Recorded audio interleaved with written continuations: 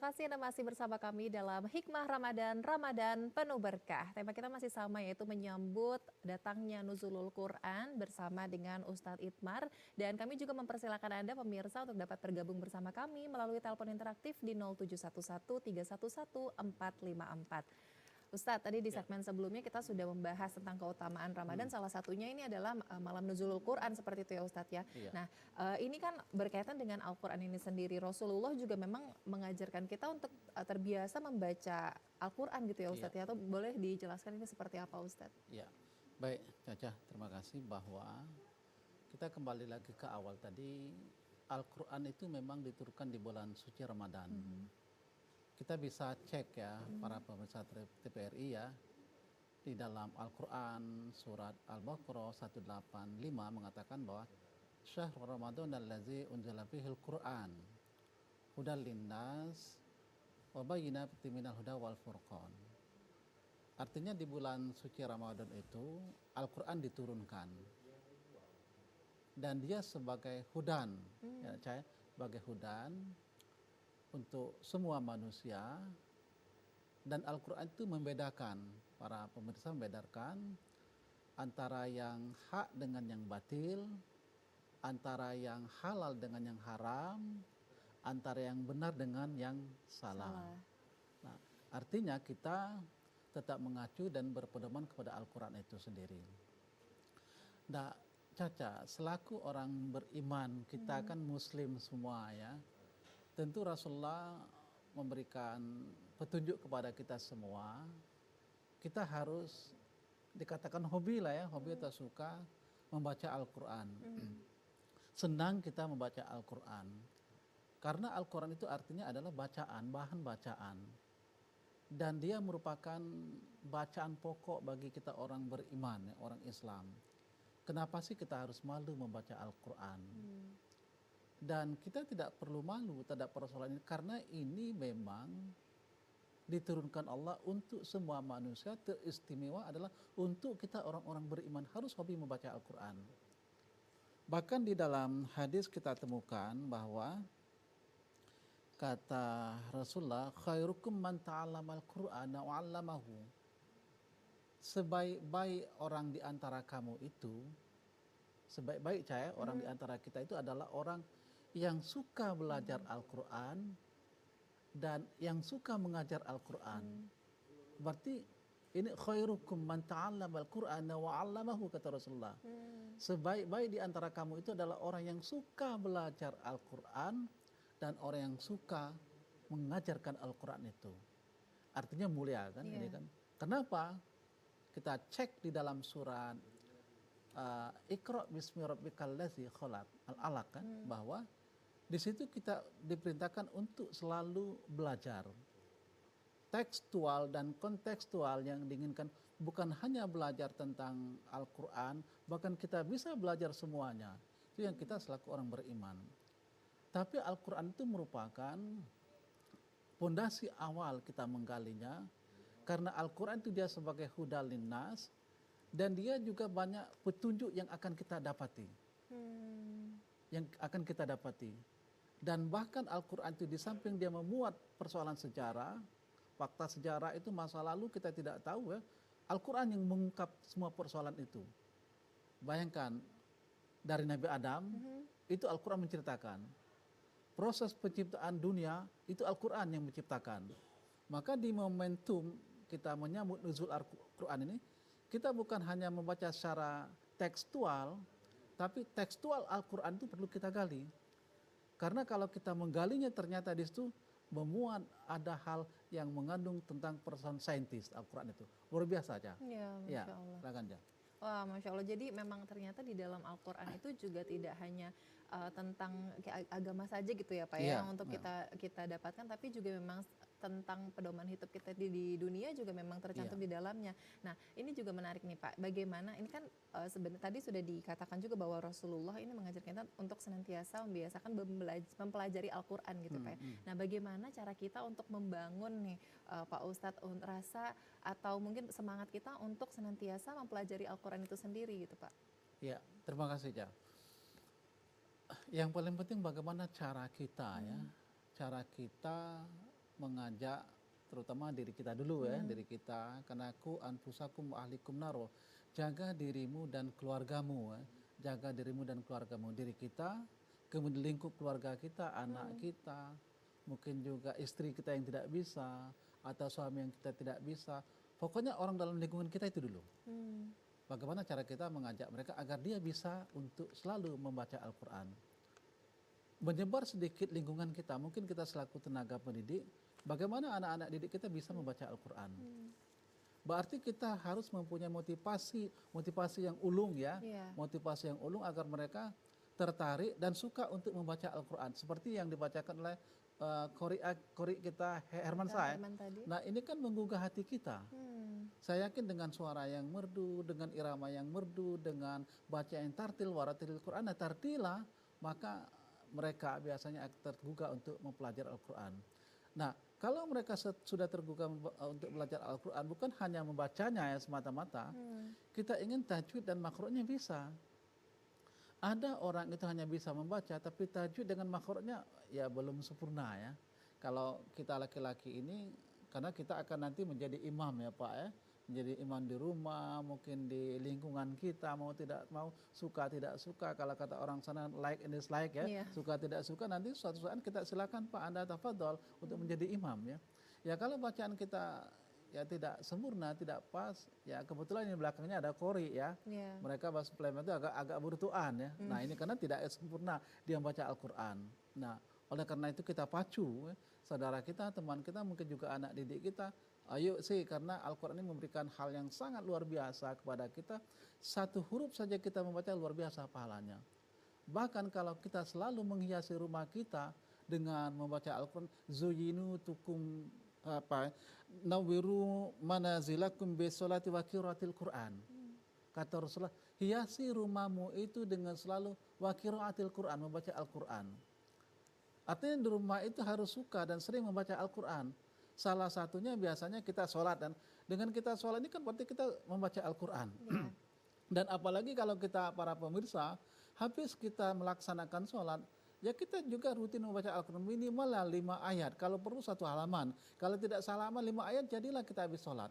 Kenapa? Rumah kita akan memberikan cahaya dengan cahaya Al-Quran itu luar biasa.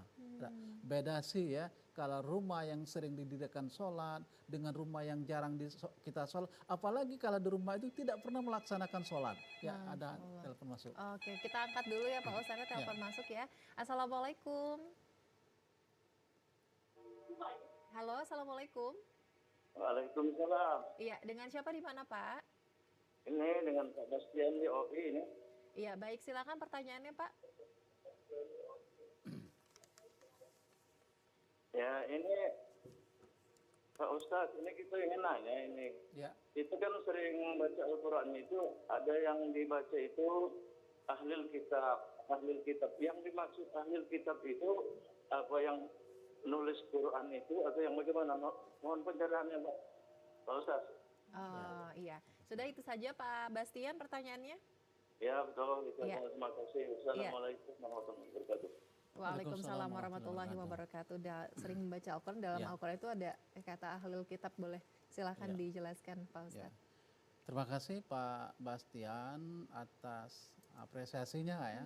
Berarti Pak Bastian menyimak dan mendengar ya secara langsung TVRI Sumatera Selatan ini ya. Ahlul kitab ya adalah, kalau kita konteksasikan dengan Al-Quran, ini adalah orang-orang yang memang dia suka membaca Al-Quran itu. Tapi kalau kita konteks lebih luas lagi, termasuk orang-orang yang mempunyai kitab yang lain, itu bisa juga dikatakan dengan ahlul kitab ya. Tapi yang paling penting bagi kita semua dalam konteks ini yang perlu kita tekankan, bahwa kita lebih menekankan bahwa kita selaku orang beriman itu harus lebih suka ya Cah, lebih suka ya, kalau bolehlah dikatakan hobi ya membaca Al-Quran. Kalau perlu kita juga ya menyebarkan bacaan-bacaan Al-Quran itu kepada teman-teman kita, kepada saudara kita, agar dia untuk kalau bisa bukan hanya membaca, kemudian memahami Al-Quran itu sendiri. Nah kalau dia sudah memahami Al-Quran itu sendiri, nanti dia akan mampu untuk mengaplikasikan nilai Al-Quran ini dalam kehidupan kita semua. Nah ini saya pikir konteks yang paling tepat yang dilaksanakan TPRI pada hari ini dalam rangka kita menyambut nuzul Al-Quran, para pemirsa televisi dimanapun kita berada, bahwa yang paling penting bagaimana kita di samping kita bisa baca, kita juga bisa untuk memahami. Yang paling penting sekali adalah kita untuk mengaplikasi nilai Al-Quran itu dalam kehidupan kita sehari-hari, mengamalkan ya. Sehingga ada orang mengatakan bahwa Al-Quran itu jangan hanya di awang-awang ya, jangan hanya di awang-awang. Kalau bisa Al-Quran itu dibumikan. Artinya apa? Al-Quran itu bukan hanya dibaca, tapi yang paling penting sekali bahwa Al-Quran itu kita amalkan dalam kehidupan kita sehari-hari. Kalau kita mampu mengamalkan Al-Quran dalam kehidupan kita sehari-hari, saya yakin, Caca yakin, mungkin juga para pemirsa televisi RI dimanapun berada, bahwa saya yakin kehidupan kita akan lebih nyaman, Pak, lebih enak kita. Contoh saja misalnya Bismillahirrahmanirrahim, dengan menyebut nama Allah yang Maha Pengasih lagi Maha Penyayang. Bagaimana kita mengamalkan ini dalam kehidupan kita sehari-hari? Artinya kita sebagai seorang beriman, kita harus punya sifat kasih sayang ya. Allah itu Ar-Rahman Ar-Rahim ya, Maha Pengasih, Maha Penyayang. Artinya kita juga bagaimana kita punya sifat kasih sayang kepada sesama kita, menyantuni, solidaritas kita muncul, ya dah, deposito kita muncul. Berkat apa? Berkat kita memahami Al-Quran. Ya, silakan Jang. Wah, Masya Allah. Jadi berkat dari memahami Al-Quran itu ada banyak kemuliaan yang juga kita terima gitu ya Pak Ustadz ya. Masya Allah. Nanti kita akan bahas lebih lanjut lagi di Hikmah Ramadan, dan pemirsa tetaplah bersama kami. Hikmah Ramadan akan kembali. Terima kasih pemirsa, Anda masih bersama kami dalam Hikmah Ramadan, Ramadan penuh berkah. Tema kita hari ini masih sama, yaitu menyambut datangnya Nuzulul Quran bersama dengan Ustadz Itmar, dan pemirsa juga dapat bergabung bersama kami melalui telepon interaktif di 0711 311 454. Ustadz, ini dari tadi kan di 2 segmen sebelumnya kita sudah juga membahas gitu ya tentang keutamaan Ramadan dan juga tentang Al-Quran itu sendiri. Tapi Ustadz, di antara bulan-bulan sebelum atau bulan-bulan lain di luar Ramadan, kenapa Allah ini memilih untuk menurunkan Al-Quran di bulan Ramadan? Tapi sebelum itu kita angkat dulu telepon yang masuk ya Ustadz ya. Boleh. Assalamualaikum. Nah, bertanya di TPRI. Assalamualaikum. Waalaikumsalam. Iya, dengan siapa di mana Pak? Waalaikumsalam. Halo, dengan siapa di mana Pak? Pak Suwardi. Pak Suwardi, silakan Pak Suwardi pertanyaannya Pak. Ya. Ini sebelumnya saya mohon maaf ya, Ibu dan Pak Ustadz, karena saya ingin bertanya di luar yang dikata-katakan ini. Ya, Boleh. Silakan Pak Suwardi. Yaitu yang saya tanyakan, kenapa kok ada setiap penceramah selalu mengucapkan Masya Allah. Baik. Nah, Masya Allah itu bentuknya cak mano, apa berbentuk buah, atau boleh dimakan atau tidak. Setiap itu pasti ada Masya Allah. Masya Allah. Nah, saya kurang jelas masalah Allah itu apa dia maksudnya. Baik. Kalau berbentuk buah, cak mana bentuk buahnya, dan bisa dimakan apa tidak. Saya mohon maaf kalau saya keliru. Saya akhiri, wabillahi wa taufiq wal hidayah. Wassalamualaikum warahmatullahi wabarakatuh. Waalaikumsalam warahmatullahi wabarakatuh. Terima kasih Pak Suwardi atas pertanyaannya tadi. Mungkin lebih ke makna dari Masya Allah sebenarnya itu seperti apa ya Pak? Boleh dijelaskan Pak Ustadz? Ya. Terima kasih Pak Suwardi ya dari Palembang telah mengikuti acara ini, telah menyimak, telah mengapresiasi ya Pak Suwardi, sehingga Pak Suwardi muncul pertanyaan. Walaupun kata Pak Suwardi tadi tidak ada kaitan dengan konteks apa yang kita bicarakan pada saat ini, sebenarnya dia punya kaitan yang cukup bagus Pak Suwardi. Ya, karena ini merupakan kita kajian tentang turunnya Al-Quran ya, punya kaitan cukup bagus. Kenapa sih terkadang kala dalam kehidupan kita bahwa orang sering mengucapkan Masya Allah ketika melihat sesuatu Masya Allah ya, semacam ada apa ya, kekaguman kita ya, kekaguman terhadap sesuatu ya. Saking luar biasanya kita selaku orang Islam ya, kita selalu mengucapkan Masya Allah. Dan dia bukan sesuatu benda, ya, ataukah berupa buah-buahan yang bisa kita santap, yang bisa kita makan, atau dia berupa minuman yang sangat segar. Sebentar lagi kita akan berbuka ya, Caca dan teman-teman di TVRI, bahwa bukan itu yang diinginkan. Tapi inilah kita sebagai orang beriman, sebagai orang Islam, tak kalah kita melihat sesuatu yang membuat kita terkagum, Pak, tercengang atau terpesona, kita selalu mengatakan membesarkan Allah ya, Masya Allah. Artinya kita selalu mengagungkan bahwa di yang kita lihat itu misalnya indah, bagus atau luar biasa, kita selalu mendahulukan Allah. Tidak mungkin kita mendahulukan benda itu, tidak. Atau kita mendahulukan makanan itu, maknian makanan tidak. Kita pasti mengatakan Masya Allah, betapa enaknya makan ini. Masya Allah, betapa luar biasanya pemandangan yang sedang saya hadapi saat ini. Berarti kita semua ucapan kita itu kita tujukan kepada Sang Pencipta. Kita tujukan kepada Sang Kholik yang menciptakan semuanya, segala-galanya di atas bumi ini. Kalau tidak, kita selaku orang beriman, di mana letak kita?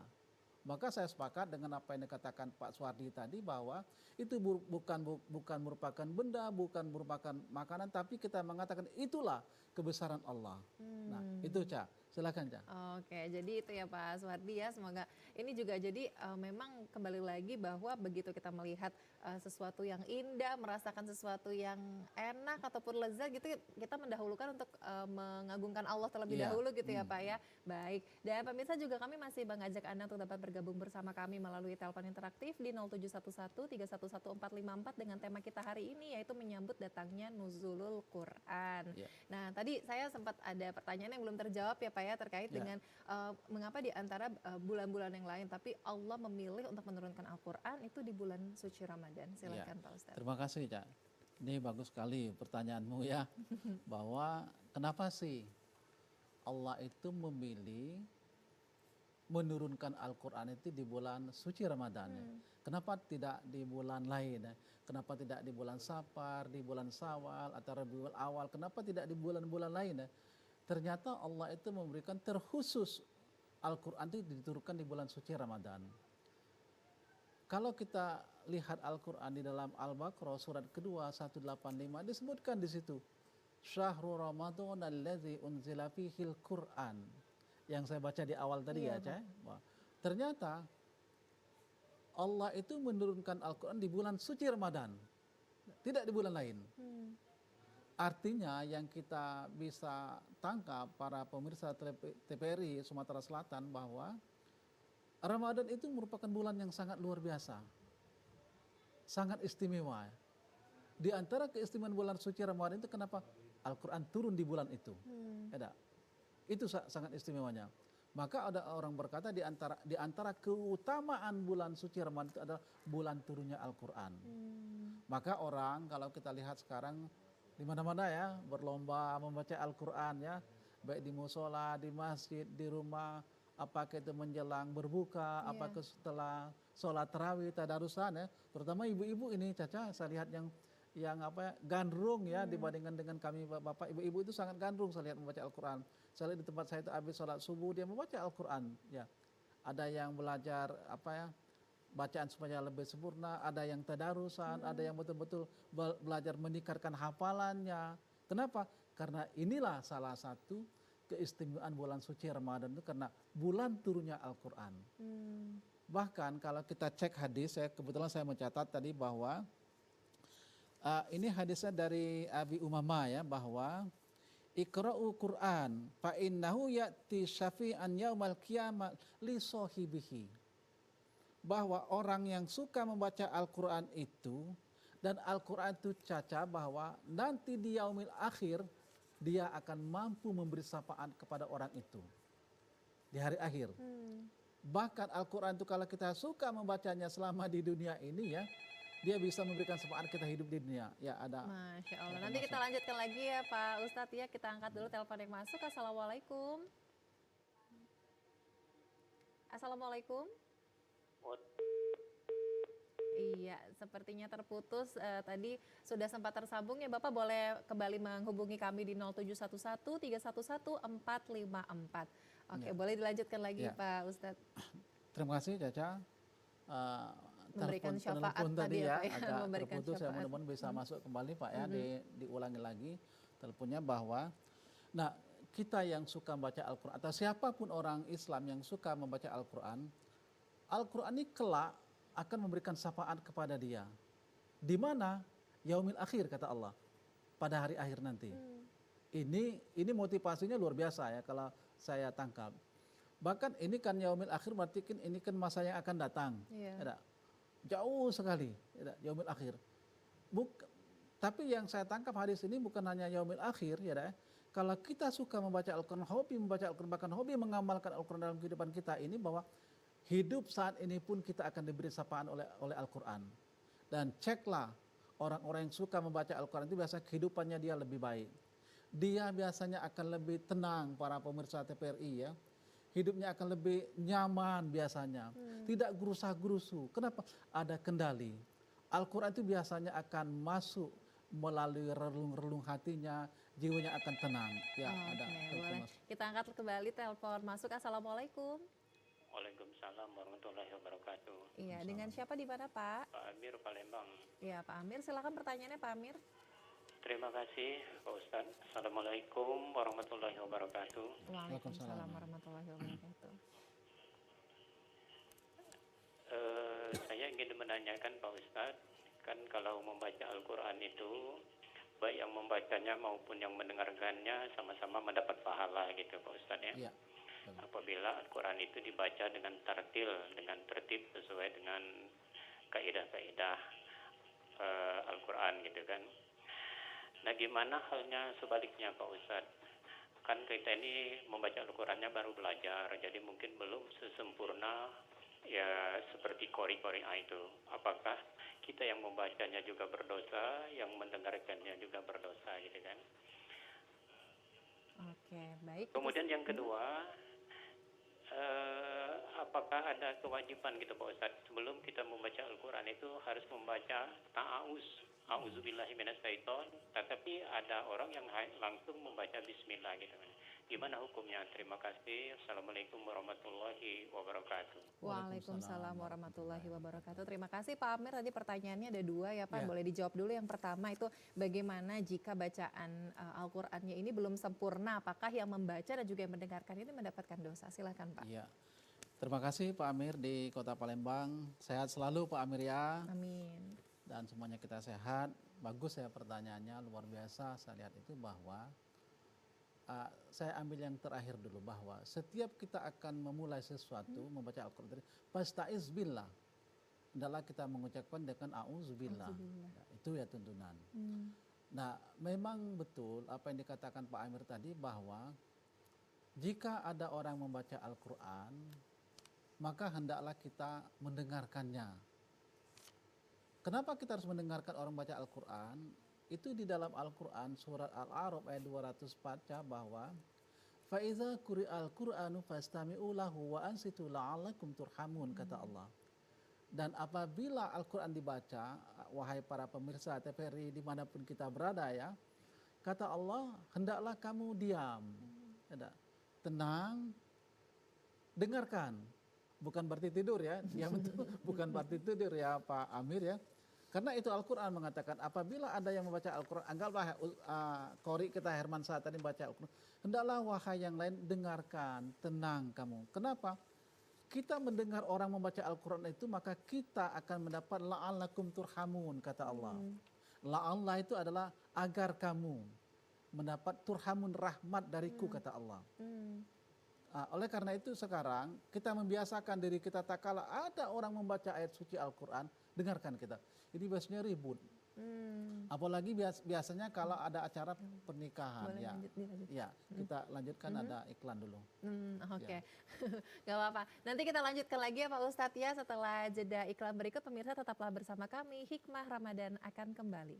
Terima kasih Anda masih menyaksikan Hikmah Ramadan, Ramadan penuh berkah. Saya masih bersama Pak Ustadz nih Ya. hari ini dengan tema kita ya tadi Pak Ustadz ya, yaitu menyambut datangnya Nuzulul Quran. Ya. Di segmen sebelumnya tadi sudah ada pertanyaan dari Pak Amir, tadi sudah sempat dijawab ya Pak yang Ya. apakah wajib untuk membaca ta'awuz, ternyata memang itu salah satu juga kita diharuskan untuk meminta perlindungan dari godaan setan gitu Ya, ya Pak ya, betul. dijauhkan gitu dari godaan setan. Nah tadi pertanyaan yang kedua Pak Amir yaitu bagaimana jika bacaan Al-Qur'annya ini belum sempurna, masih ada yang salah gitu Pak. Apakah yang mendengar dan juga yang membacanya sama-sama mendapat dosa? Silahkan Pak. Ya, terima kasih Caca, dan Caca ini menyambung dari pertanyaan Pak Amir tadi ya. Para pemirsa TVRI Sumatera Selatan dimanapun kita berada, bahwa dia sudah bisa baca Al-Quran. Iya. Itu yang diinginkan Pak Amir tadi. Tetapi dia masih terbata-bata, Ca. Terbata-batanya di mana?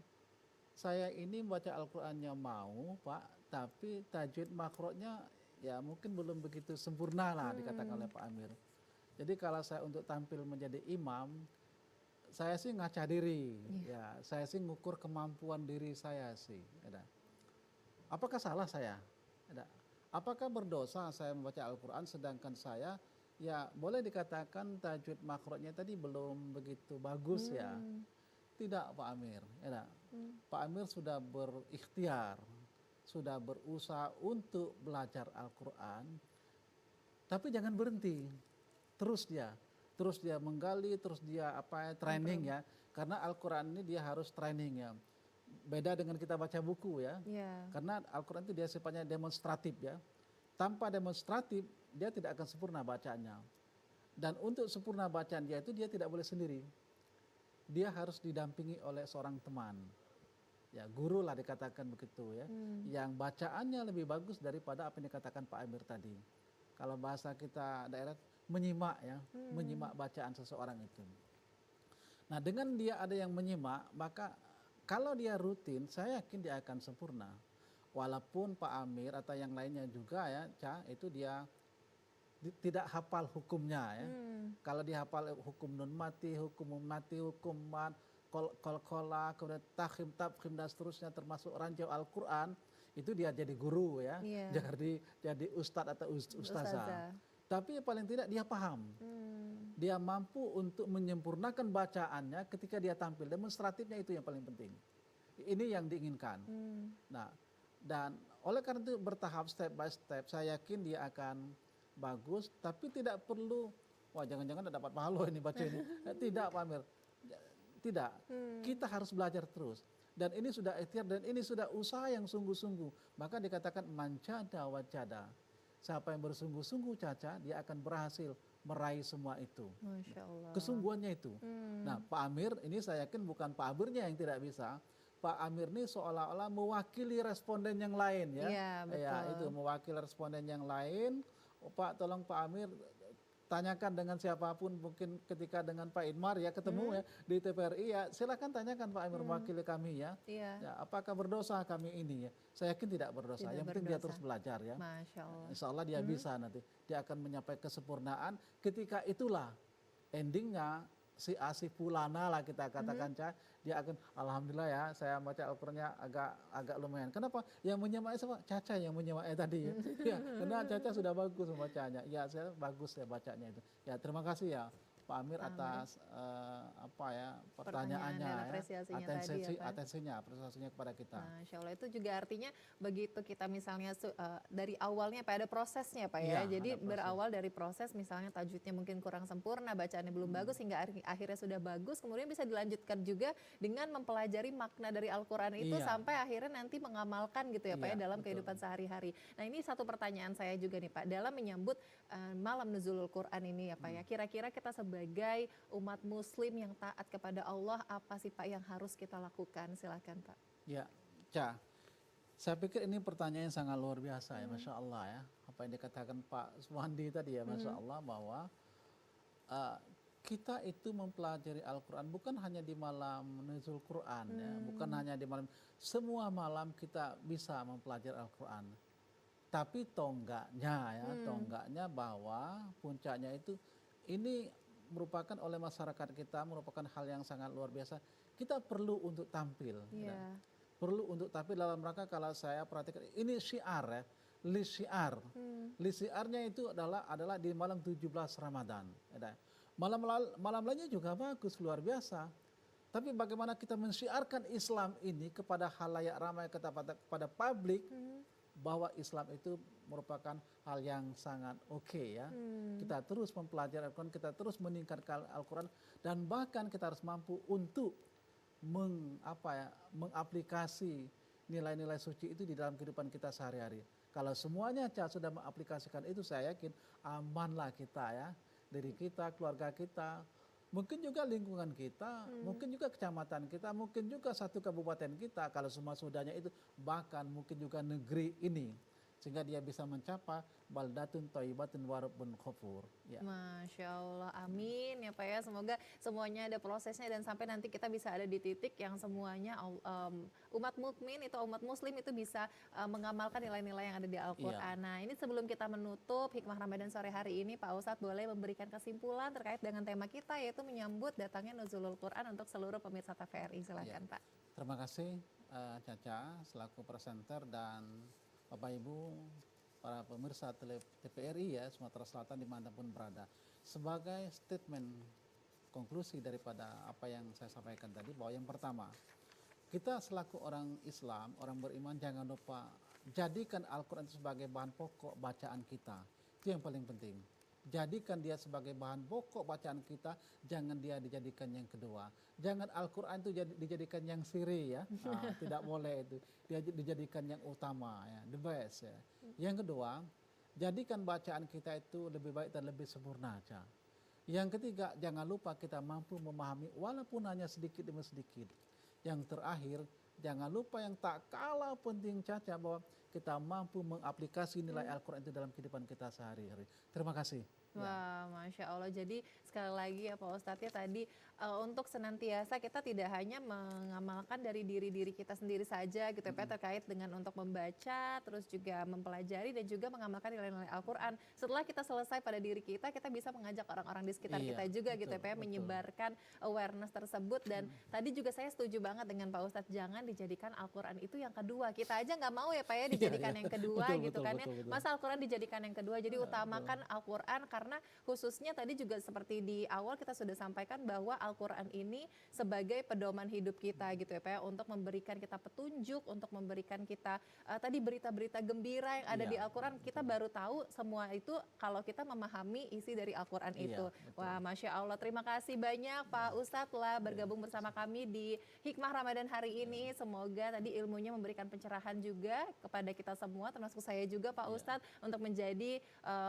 umat muslim yang lebih baik lagi, lebih taat lagi kepada Allah, dan juga meningkatkan keimanan juga ketakwaan kita. Dan kami juga ucapkan terima kasih kepada seluruh pemirsa yang telah menyaksikan Hikmah Ramadan dan juga tadi telah menghubungi kami di telepon interaktif, dan insya Allah kita akan berjumpa kembali dalam Hikmah Ramadan episode selanjutnya, dan kami ucapkan terima kasih. Wassalamualaikum warahmatullahi wabarakatuh.